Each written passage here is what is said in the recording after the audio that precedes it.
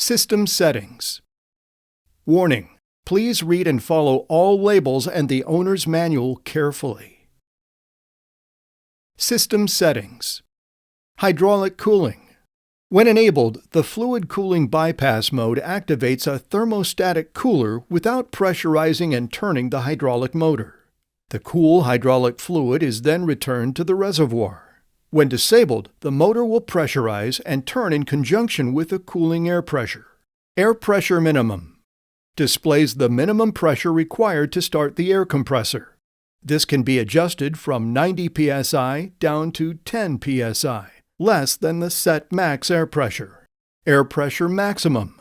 Adjusts from 175 psi down to 10 psi, above the minimum set pressure.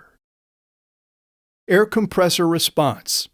The high, medium, and low settings optimize a response when a heavy air load is applied, instead of waiting for the air compressor to turn on when the minimum threshold is met. Temperature display units. Select either Celsius or Fahrenheit. High-speed lock. Locks the motor and generator into high speed. Weld lead calibration. Compensates for amount of weld cable length and size used. Cable length and size should be set up by the user and updated if the cables used change. Screen brightness. 10 adjustable brightness settings. As always, please reference the owner's manual at millerwelds.com for more information. Maintenance screen.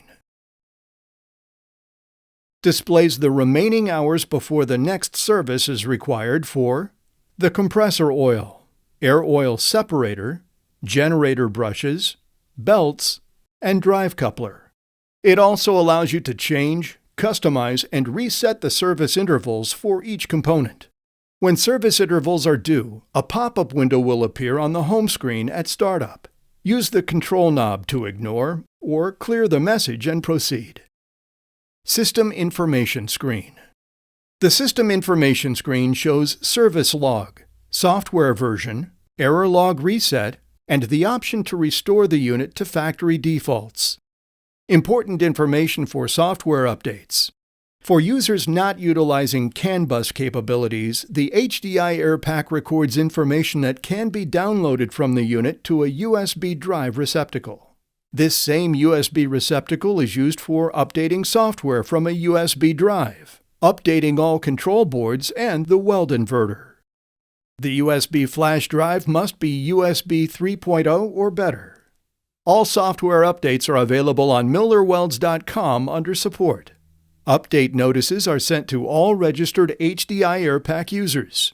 Be sure to register your HDI unit with the correct contact information to ensure you receive the most current updates. The next selection in the settings menu is troubleshooting. This screen shows live data for critical items such as weld temperature, voltage output, compressor foldback, and more. There's a lot of information here to assist with troubleshooting. For more details, refer to the owner's manual at millerwelds.com.